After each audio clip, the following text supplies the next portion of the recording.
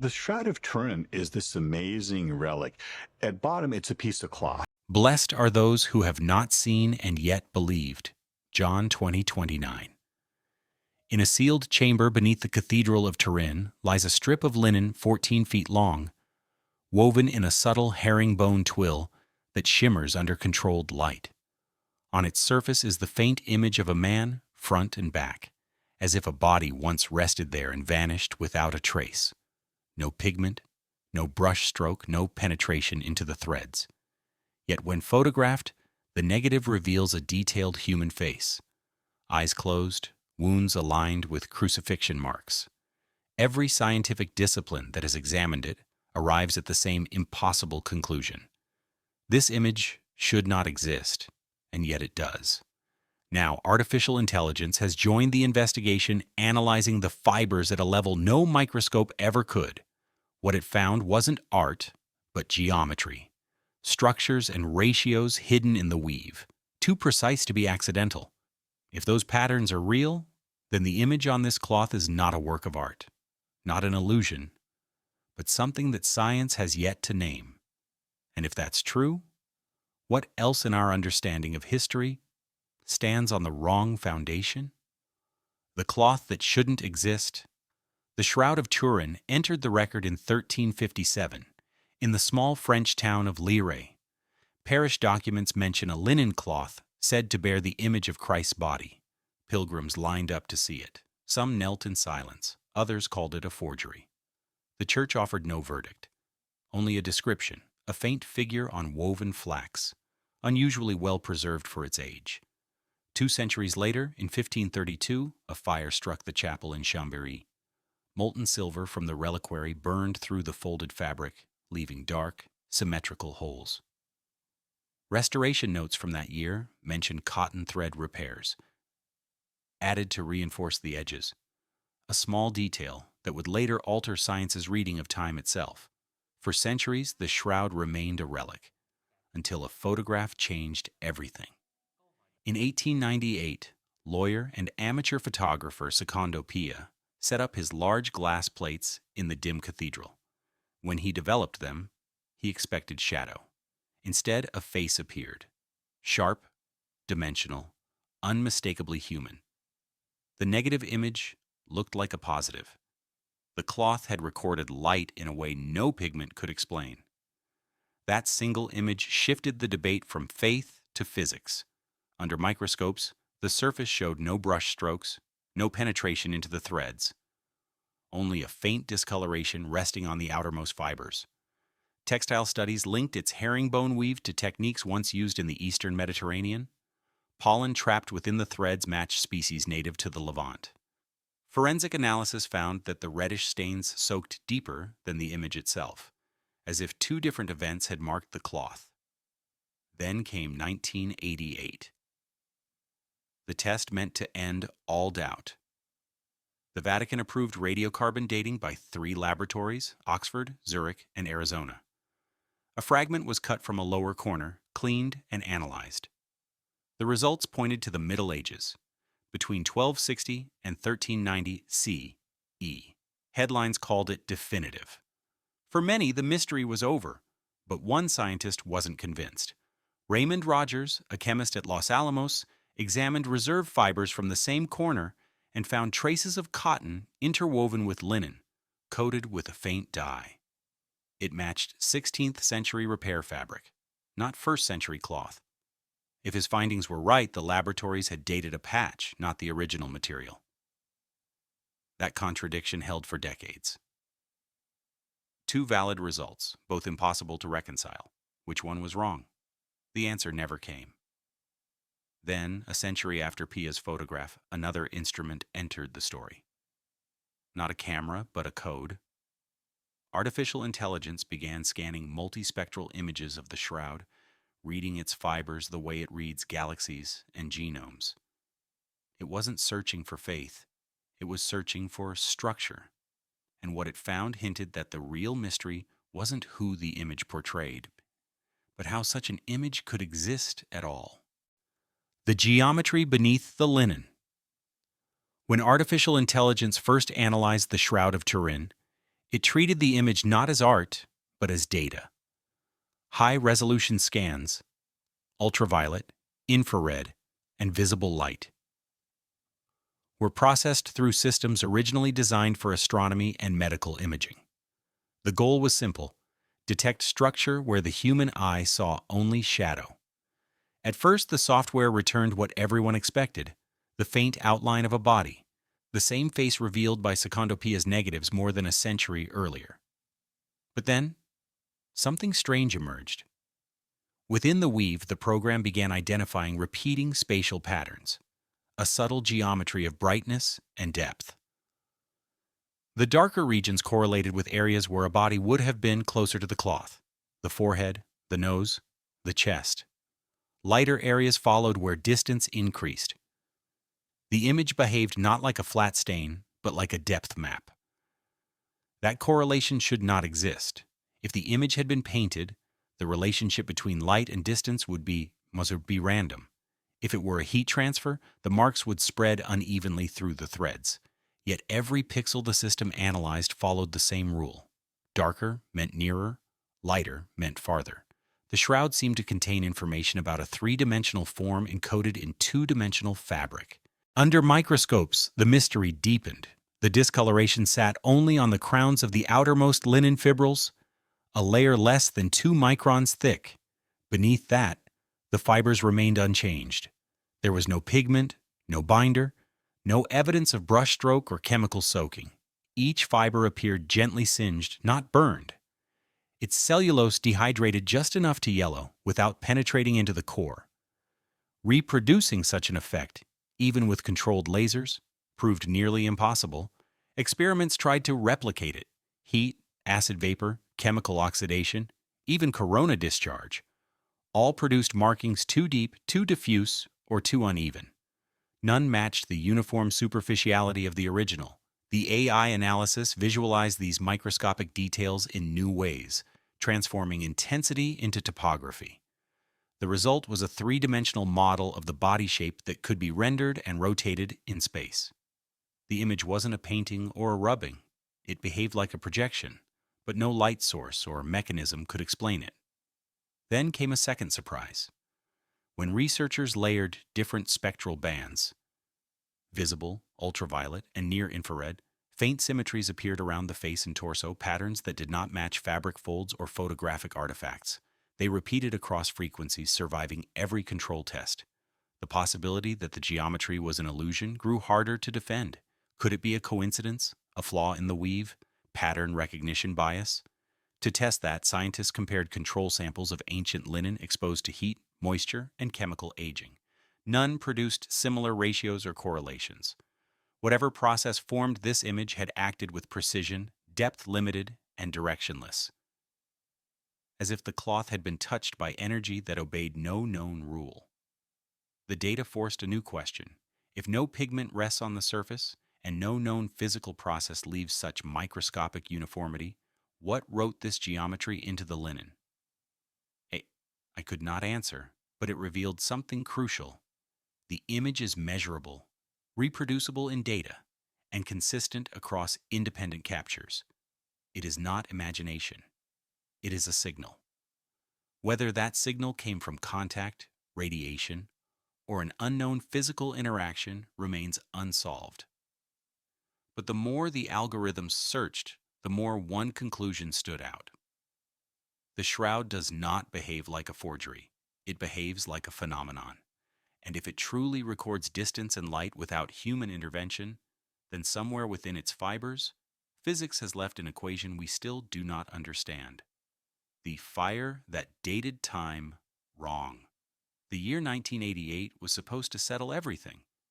3 laboratories, Oxford, Zurich, and Arizona, received threads from one corner of the Shroud of Turin. Each was cleaned, burned to graphite, and measured for the decay of carbon-14. The results converged with rare precision. The linen dated between 1260 and 1390 CE. Newspapers called it definitive. A medieval forgery, headlines declared. The world finally had a date. But science rarely ends with a full stop. That small corner, the one chosen for testing, had a history of its own.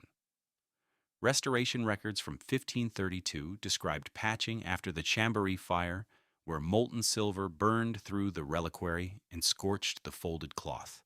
The damaged edge was reinforced with cotton thread and dye to match the older weave. To a chemist, that detail mattered. In 2005, Raymond Rogers, a retired materials scientist from Los Alamos, re-examined preserved fibers from that same corner. Under chemical tests, he found traces of gum arabic, alizarin dye, and cotton interwoven with linen, a hybrid structure absent from the rest of the cloth. His conclusion was careful but direct. The sample tested in 1988 came from a repaired section, not the original body of the shroud. If true, the radiocarbon age reflected a 16th century patch, not a 1st century fabric. The debate reignited. Defenders of the 1988 study argued that laboratory cleaning procedures had removed contaminants. Critics countered that reweaving cannot be cleaned away. If new material is physically present, the date will skew younger. The difference was not ideology, but math. A few millimeters of replacement thread could shift the apparent age by centuries. Further tests complicated the picture. Spectroscopic analysis of cellulose oxidation suggested uneven aging across the cloth. Wide-angle X-ray scattering, a newer technique for dating ancient fibers, returned results that hinted at greater antiquity. Though with wide margins of error, pollen analysis continued to trace origins toward the Levant. None of these findings overturned the carbon date outright, but together they built a quiet unease. If the 1988 number was flawless, why did every other dataset refuse to align? If the patch theory was true, how many other relics had been dated wrong for the same reason? What began as a simple test had become a rift between disciplines. Physicists trusted the count of isotopes. Chemists trusted the chemistry of fibers. Archaeologists warned that sampling context mattered as much as measurement. And beneath all the debate lay a deeper paradox. How could a cloth behave like a photographic negative centuries before photography, and yet be dismissed as a medieval craft? Artificial intelligence re-entered the discussion not to choose sides, but to look closer. Feeding high-resolution images into pattern recognition systems, researchers found discontinuities along the tested corner. Subtle shifts in weave alignment and color distribution consistent with later intervention. The data did not rewrite history, but it whispered that the story might not be finished. The fire of 1532 had scarred the shroud once. The fire of 1988 burned it again. Not with heat, but with certainty. Science had declared the mystery closed, only to discover that the evidence itself was smoldering. If a few scorched threads could rewrite centuries, what else in our timeline might be quietly dated wrong? The knowledge that burned twice. Fire has touched the Shroud of Turin more than once. The first was in 1532, when molten silver from its reliquary burned through the folded linen, leaving symmetrical holes and darkened edges. The second came 5 centuries later, not from flame, but from conclusion, when a single radiocarbon date reduced a mystery to a headline. Both kinds of fire destroyed something, one physical, one intellectual. Since then, the shroud has lived in controlled silence. It rests in a sealed, climate-regulated case inside the Cathedral of St. John the Baptist. Access is limited. Sampling is forbidden. Only light and sensors are allowed to touch it. The Vatican, cautious after centuries of controversy, has withheld new permissions for testing. Every new discovery must rely on old data, old photographs, or fibers collected decades ago. Science rarely thrives in stillness. Without new material, research narrows into reinterpretation. Arguments over single fibers, pixels, or statistical margins. Laboratory reports circulate quietly among experts, rarely published in full. Data that could clarify the debate remains locked behind institutional agreements or custodial caution. What began as a relic too sacred to touch has become an artifact too fragile to question. The loss is not of faith, but of continuity. Original samples have degraded, changing their chemistry under decades of storage. Field notes from early analyses, pollen charts, microphotographs, control samples, are incomplete or missing. Some were lost when private archives changed hands. Others were simply never digitized. For an artifact that survived fire and flood, the quiet erosion of record may be the most dangerous decay of all. Yet the suppression is not intentional. It's structural, born from the tension between preservation and progress. Every scientist who studies the Shroud faces the same paradox. To protect it is to slow discovery. To study it is to risk harm. Artificial intelligence offered a way around that stalemate. Non-destructive, data-driven, it could read the cloth without touching it. But even AI depends on the quality of images and the honesty of metadata. Without open access to raw spectral scans, its analysis remains a partial echo. The machine cannot see what humans won't share, and so the Shroud remains between worlds, guarded, debated, but unresolved. It is a story of what happens when truth becomes too fragile to test, when knowledge burns not from neglect, but from the fear of losing what little remains. 500 years ago, craftsmen sewed patches into the damaged corners to keep the cloth whole. Today, we sew patches of interpretation to keep the narrative intact. But underneath both layers, fire and faith, thread and theory, the same question endures: what else have we preserved so carefully that we've forgotten how to see? The order that refused to die. The Shroud of Turin remains what it has always been, a question woven into cloth. After centuries of tests, photographs, and arguments, no consensus has replaced its silence. Radiocarbon clocks, spectral scanners, and artificial intelligence all reach the same quiet boundary. The image exists, but its cause does not fit any known category of art or physics. What AI uncovered in its grids and gradients was not revelation, but pattern, an underlying order that refused to vanish even when every variable was stripped away. The darker zones aligned with the theoretical closeness of a body. The lighter ones faded as distance grew. Geometry persisted across decades of imagery, through wavelengths and methods, surviving where pigment, pressure, and projection all failed. If this order is natural, then some unknown process in linen and light has escaped our instruments. If it is artificial, then someone, somewhere, once knew laws of energy and matter that modern science has yet to rediscover. Both paths lead to humility. For believers, the Shroud endures as a trace of resurrection. For skeptics, as proof that mystery itself can be measured but not resolved. Either way, it has forced science to slow its confidence and faith to test its claims. It has made rivals share vocabulary, wavelength, fiber, oxidation, in a conversation neither can fully control. The image no longer glows, yet it endures with the patience of stone. Every century finds a new way to look and still fails to explain. Perhaps that is the point. The cloth reminds us that some phenomena resist closure, not because they are miraculous, but because they are exact. It teaches by endurance, showing how data can outlive interpretation, how order can persist without approval. Beneath the glass case, time continues to touch the linen atom by atom, even as cameras, lasers, and algorithms circle above it. Maybe the Shroud was never meant to give us answers, only discipline, the courage to ask again, to measure again, to doubt without destroying. If this image is an accident, it is the most precise accident ever recorded. If it is a design, it is one whose maker no longer speaks. Either way, the order within it has survived fire, skepticism, and centuries of scrutiny.